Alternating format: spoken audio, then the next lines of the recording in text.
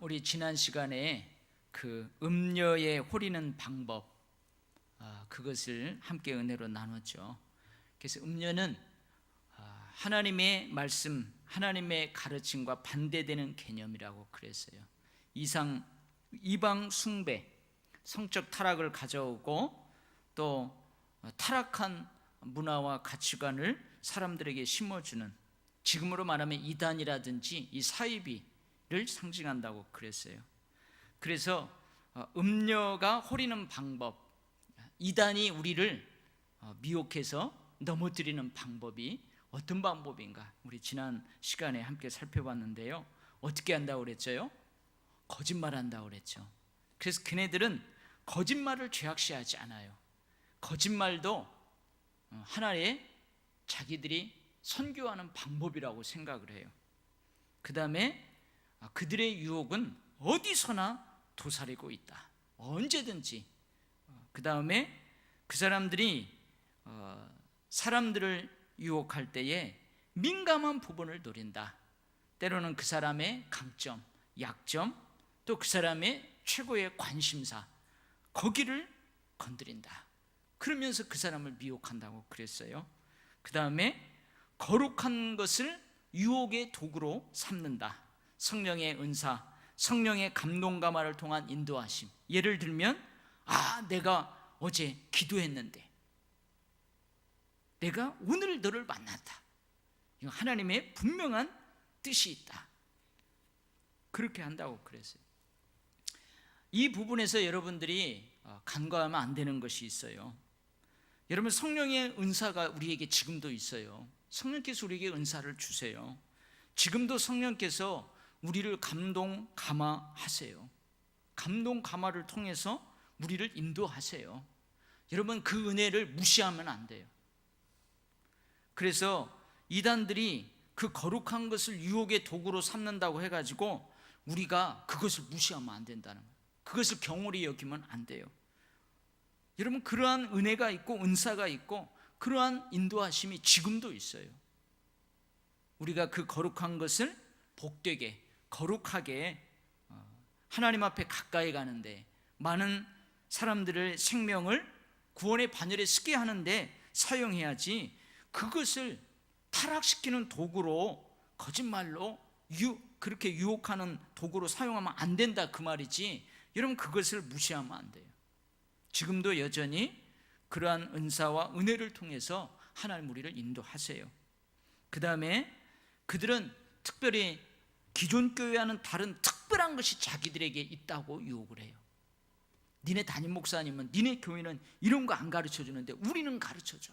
우리에겐 있어. 그러면서 기존 교회와 비교하면서 기존 교회를 험담하고 기존 교회를 헐뜯고, 그러면서 자기들은 뭔가 특별한 것이 있다고 이렇게 유혹한다고 그랬어요.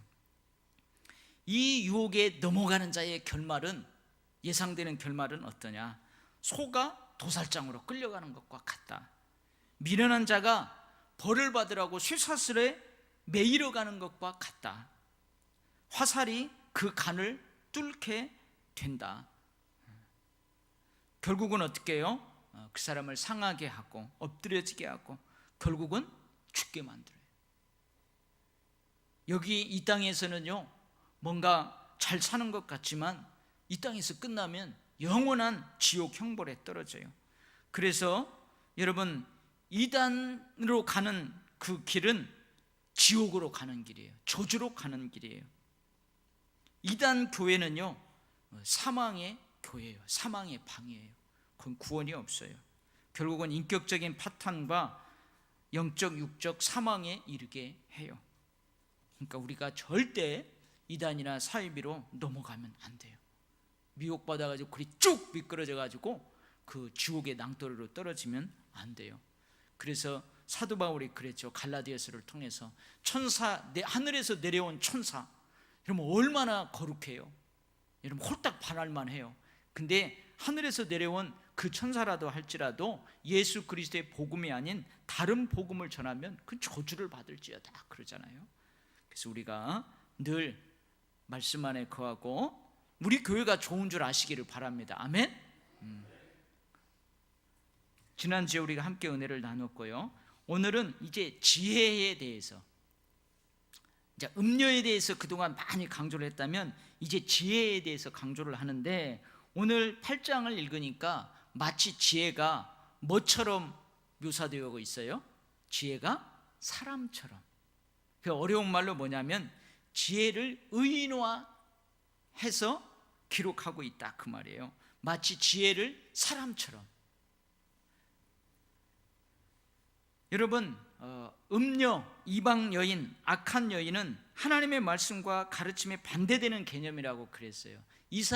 이방의 우상 숭배, 그것을 통한 성적 타락의 문화들, 가치관들을 상징한다고 그랬어요.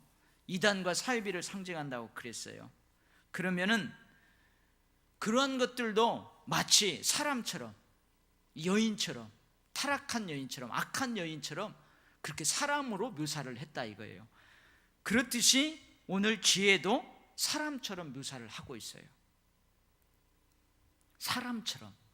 그래서 우리가 7장에서 결론은 그거였죠. 27절, 음녀를 따르는 것은 영원한 사망에 이르는 길이다. 27절, 7장 20절, 그의 집은 수월의 길, 지옥으로 가는 길이다.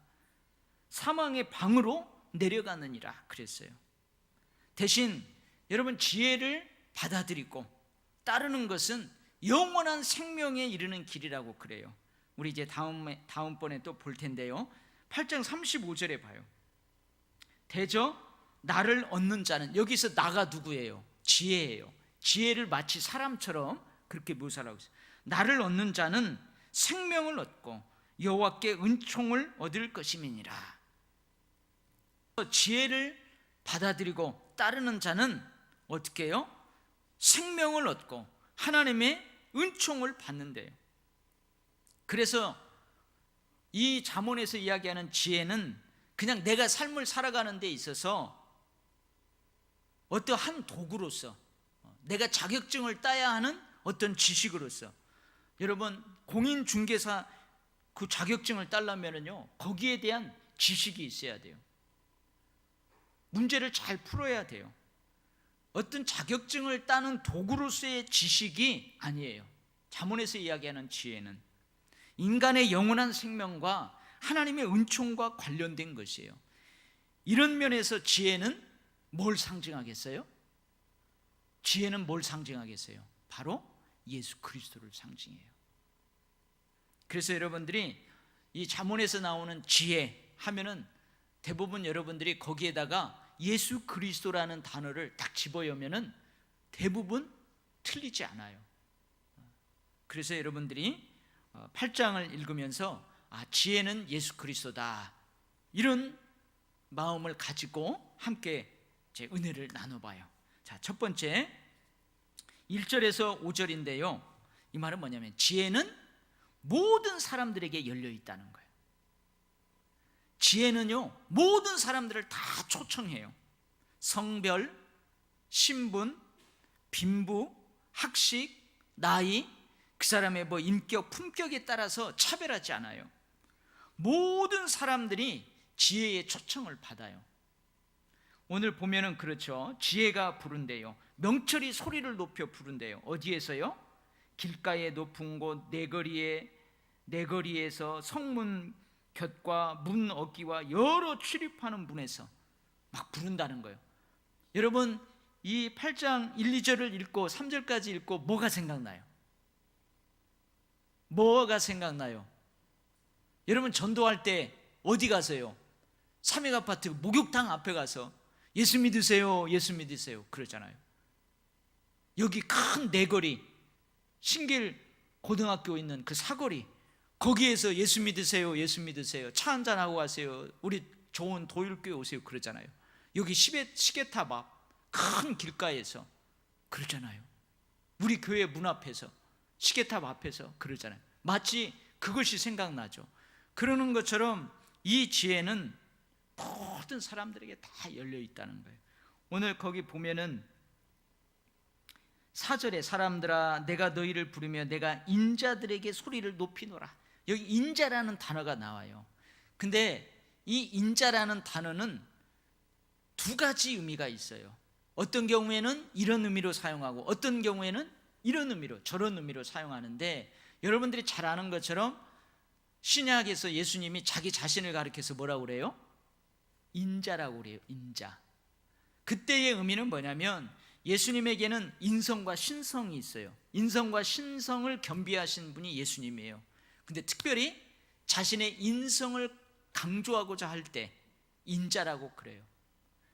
그리고 유대인들에게 인자, 구약성경 다니엘서랑 나오는 그 인자, 그 단어는 메시아를 가리키는 일반 명사가 아니고 고유 명사처럼 그렇게 받아들여요. 그런 의미가 하나 있어요. 그리고 한 가지 의미는 뭐냐면 인자, 그야말로 사람의 아들. 그래서 아담의 아들들, 그냥 보통 사람, 일반 사람들을 지칭할 때 그런 의미가 있어요. 그래서 여기는 어떤 의미인 것 같아요? 사람들아, 내가 너희를 부르며 내가 사람들에게 소리를 높이노라, 그 말이에요. 앞에 있는 사람들, 뒤에 있는 인자 다 같은 말이에요. 아담의 후손들, 아담의 아들들, 일반인들을 의미해요. 그래서 모든 이 지혜는요, 모든 사람들에게 열려져 있어요. 여자든 남자든, 신분이 높든 천하든, 가난하든 부유하든, 많이 배웠든 적게 배웠든, 나이가 많든 나이가 적든, 저 사람 인격이 아주 고매하든 인격이 천박하든, 모든 사람들에게 다 열려져 있어요. 아멘?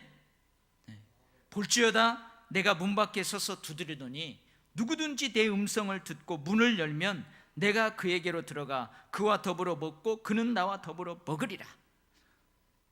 예수님이 사람을 부르는데 어떤 사람만 부른대요? 오늘 말씀에 보면 어떤 사람만 부른대요? 누구든지 예수님은 다 초청을 해요. 참빛 곧 세상에 와서 각 사람에게 비추는 빛이 있었나니 그가 세상에 계셨으며 세상은 그로 말미암아 지은 바 되었으되 세상이 그를 알지 못하였고 자기 땅에 오매 자기 백성이 영접하지 아니하였으나 영접하는 자 곧 그 이름을 믿는 자들에게는 하나님의 자녀가 되는 권세를 주셨다. 그러니까 뭐예요? 모든 사람들에게 지혜는 항상 열려져 있어요. 예수님은요, 모든 사람들 다 오라고 그래요. 근데 누구만이 그 지혜의 품에서 지혜의 안에 있는 축복을 누릴 수 있는 거예요? 마음의 문을 여는 자들, 예수님의 음성을 듣고 마음의 문을 열고 그 예수님을 영접하는 자들, 그런 자들이 뭐예요? 예수 그리스도 안에 담겨있는 그 축복을 누리는 거예요. 그래서 5절 말씀, 특별히 많은 사람들 가운데 어리석은 자들이 이 지혜를 수용하면, 미련한 자들이 이 지혜를 받아들이면, 그 초청에 응해서 받아들이면 그들은 어떻게 된다고요? 올바른 판단력과 통찰력을 얻게 돼요. 그래서 영적으로, 도덕적으로 안목의 지경이 넓혀진다, 그 말이에요. 그리고 어떻게 해요? 예수님에 대해서 이제 뒤에 가서 나오지만 이 지혜에 대해서 관심을 가졌던 자, 이 지혜를 사모했던 자, 그 사람들에는 더 없는 영광이에요. 이게 지혜에 대해서 8장에서 첫 번째 하시는 말씀이에요. 뭐라고요? 지혜는 모든 사람들에게 열려 있다는 거예요. 할렐루야. 나는 멍청해요. 나는 어찌 그리 멍청한가 몰라요. 그런 사람들도 괜찮아요. 여러분, 그 지난 주일 오후 예배 때 우리 제이가 그 창세기, 출애굽기, 레위기, 민수기, 신명기, 여호수아 그거 다 외웠잖아요. 걔는요, 유치원 안 다닌대요. 유치원에 가서 한글 안 가르친대요. 근데 복음성가를 막 하면서, 또 제가 오후 예배 때 여러분 칠판에다가 막 그 그림 그리면서 그 지도 알려줬잖아요. 그것을 들으면서 자기가 막 해본대요. 글씨도 막 써보고, 그러면서 글을 스스로 깨우친대요. 근데 예전에 우리 시골에서 연세 드신 할머니 권사님들, 그때는 초등학교, 국민학교도 못 나와가지고 글도 못 배웠잖아요. 근데 어떻게 해요? 성경을 읽다가 한글을 깨우치셨다는 분들 많이 있잖아요. 찬송가를 부르다가 한글을 깨우쳤다는 분 많이 있잖아요. 다 모두에게 열려 있어요. 할렐루야. 모두에게 구원은 열려 있어요. 그 다음에 두 번째, 지혜의 입술에서 나오는 것이 있대요. 6절에서부터 11절 말씀까지인데, 이제 지혜의 입술, 지혜를 마치 사람처럼 생각해서 지혜가 입술이 있다는 거예요. 그러면 이 말은 뭐냐면, 이제 지혜를 수용하고 받아들이면 이제 그 지혜 안에 우리가 얻을 수 있는 것이 뭔가. 그래서 이 지혜는 뭐예요? 정직, 진리를 입에서 토해낸대요. 그러니까 이 지혜를 수용하고 이 지혜와 함께 살아가는 사람은 정직할 수밖에 없다는 거예요. 진리에 사로잡혀 살 수밖에 없다는 거예요. 근데 이 진리가 싫어하는 것이 있대요. 뭘 싫어한대요? 악을 미워한대요. 악을 미워한대요. 그러니까 지혜의 입술에서는 이 악이 나올 수가 없어요. 그리고 이 지혜의 입술에서는 의로운 말이 나와요. 그리고 대신 뭐가 없어요? 굽은 것이나 패역한 말이 안 나온대요. 이게 지혜의 입술에서 나오는 거예요. 그러니까 우리 안에 예수님이 가득하면, 예수님을 여러분들이 영접했어요. 그러면은 어떻게 했다고요? 일본 순사들이 잡아다가 너 예수 전하지 말라고 하고, 막 그 공산주의자들이 데려다가 막 예수 믿지 말라고 그 몽둥이로 때릴 때마다 어떻게 입에서 못 나왔다고요?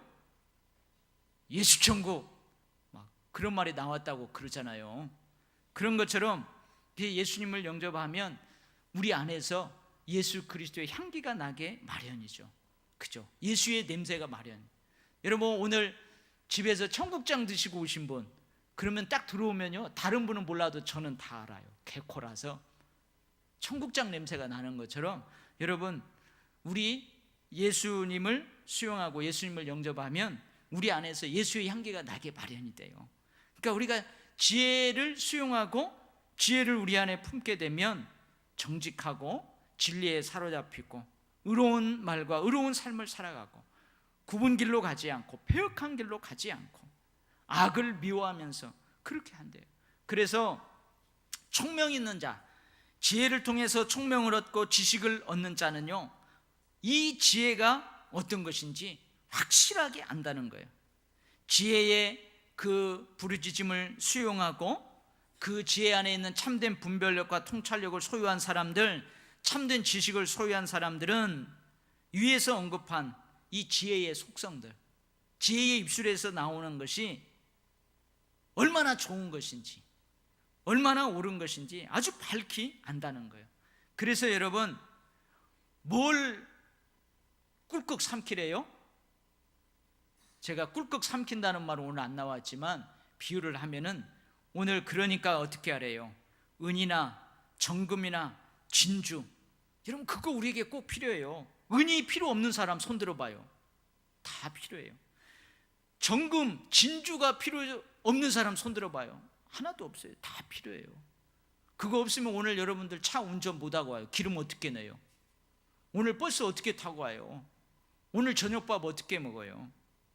근데 그거보다도 뭘 먼저 먹으라는 거예요?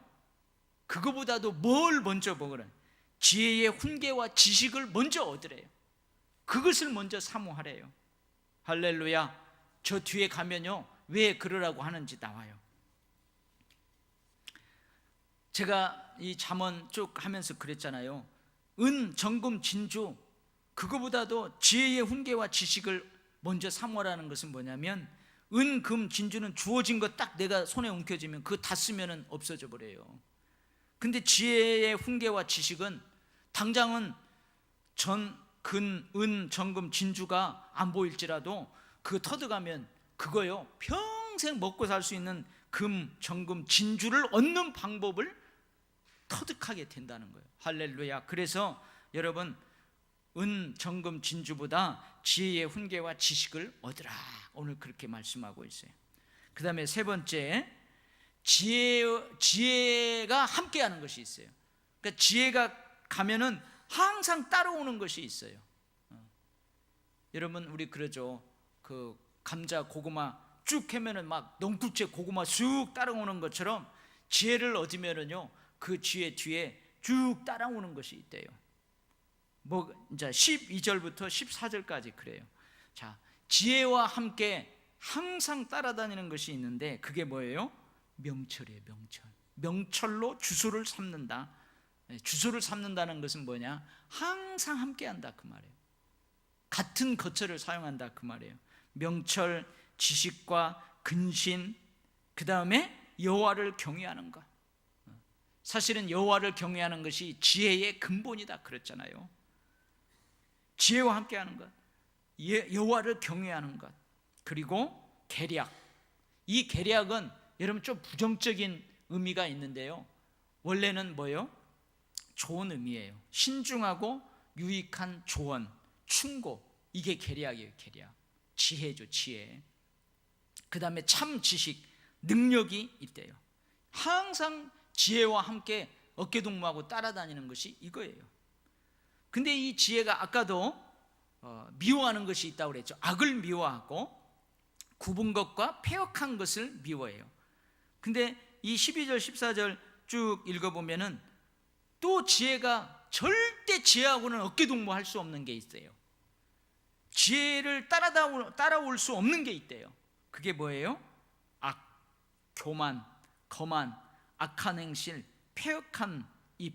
이것은요 지혜가 미워한대요. 그래가지고 너 나 따라오지 마, 멀리 발로 차버린대요. 그 다음에 또 뭐가 함께 있어요? 지혜를 딱 하면은 뭐가?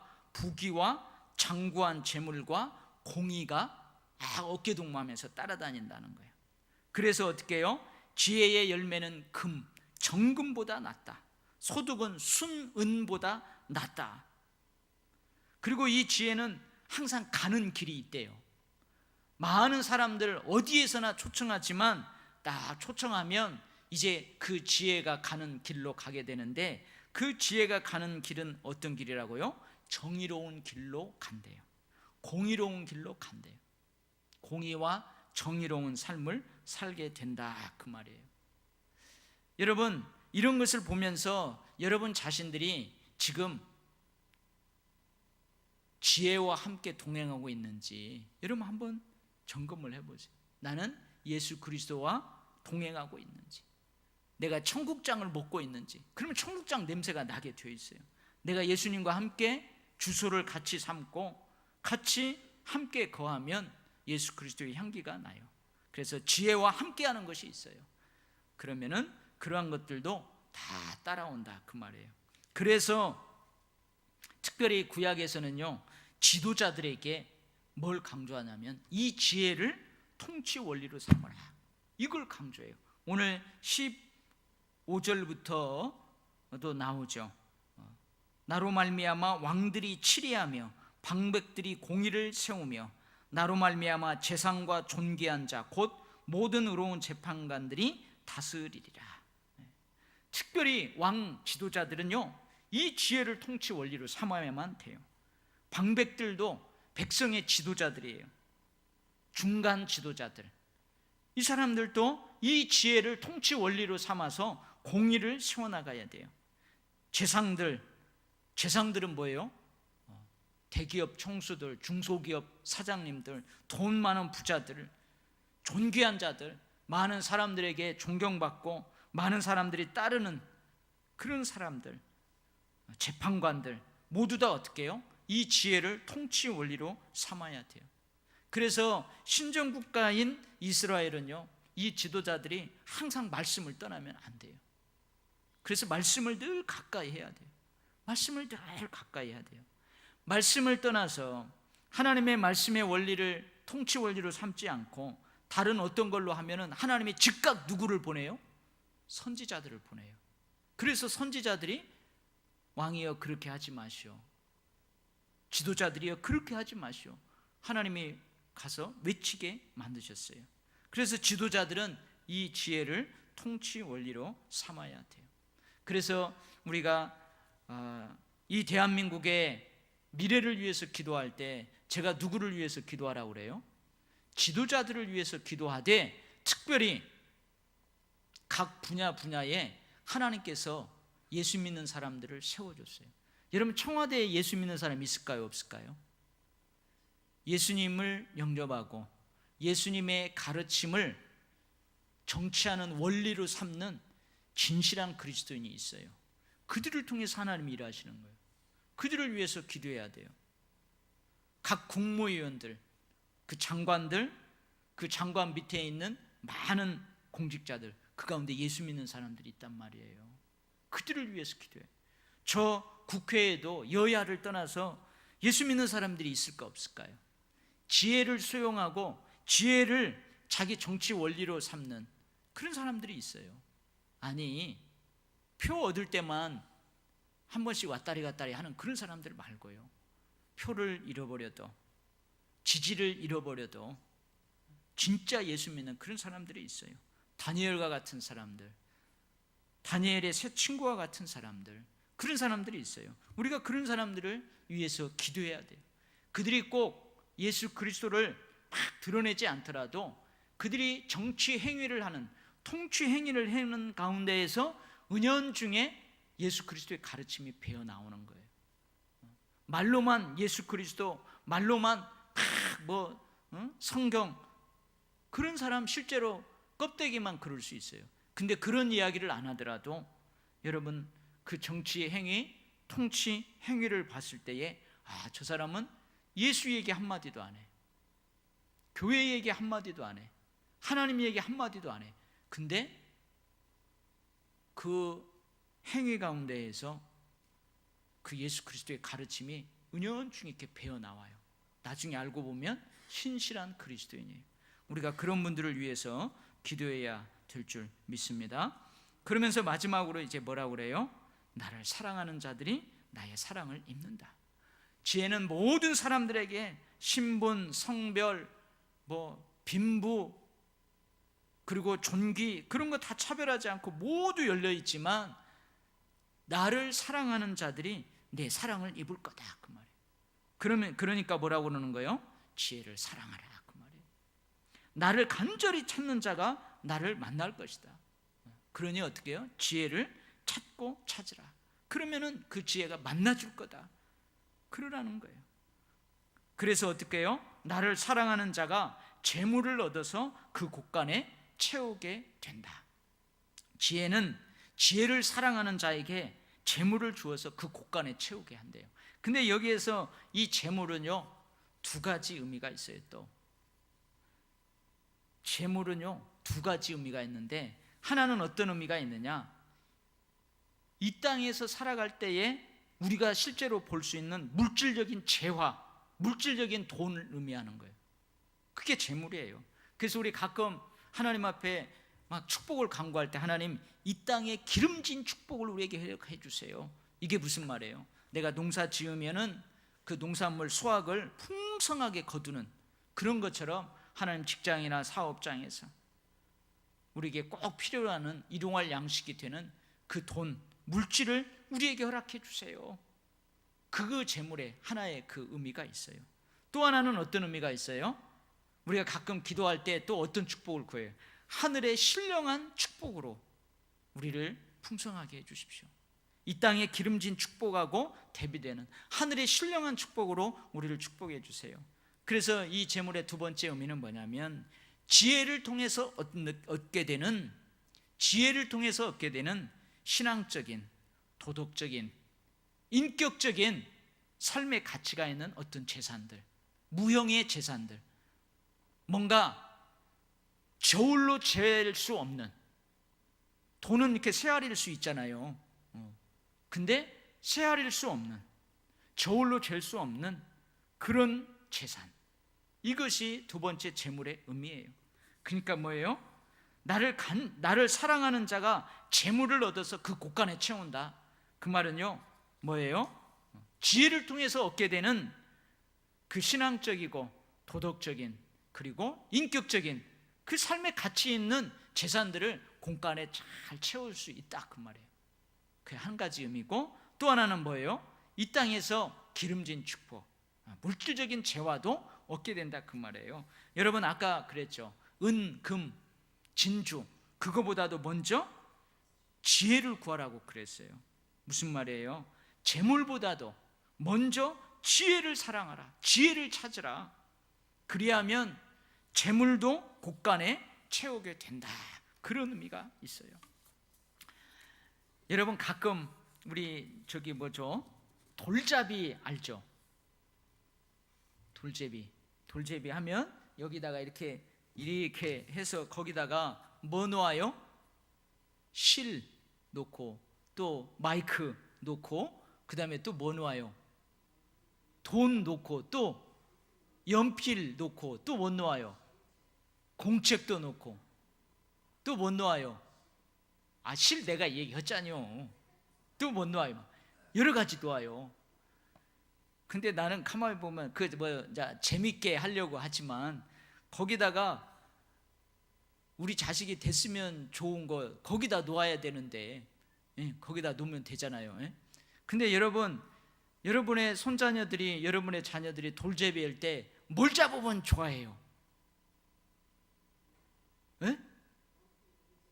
연필, 공책 잡으면 좋아해요? 진짜로? 진짜로 좋아해요? 아니면 돈 잡으면 좋아해요? 그 재미로 하는 거죠. 근데 많은 사람들이 막 돈 잡으면 좋아해요. 와, 돈 잡으면 막 우리 애기 이제 부자게, 저기 이건희 장로님 말고 삼성 이건희 회장처럼 이제 돈 많이 벌겠다고 막 좋아해요. 가지고 연필 잡고 그러면은 별로 그냥 똑똑할랑갑다 그러는데, 근데 오늘 말씀으로 하면은 뭘 잡으면 좋아야 돼요? 지혜를 먼저 잡으라는 거예요. 여기 두 가지 있으면요, 장로님 우별라예요, 이름이? 우별라. 내가 우별라, 이게 영어 이름인지 한국 이름인지 유별라, 우별라 그랬는데, 돌제비 할 때 그 연필, 공책 잡으면 좋아하시기 바랍니다.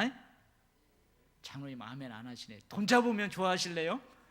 그래서 여러분, 오늘 교훈은 뭐예요? 금, 은, 보석, 그것도 우리에게 꼭 필요해요. 근데 그것보다 더 지혜를 구하래요. 여러분, 물질과 주님을 똑같이 주인으로 섬길 수는 없어요. 예수님도 꼭 필요해요. 물질도 꼭 필요해요. 그러나 예수님만 주인으로 삼아야 된다, 그 말이에요. 할렐루야. 기도하겠습니다. 하나님 아버지,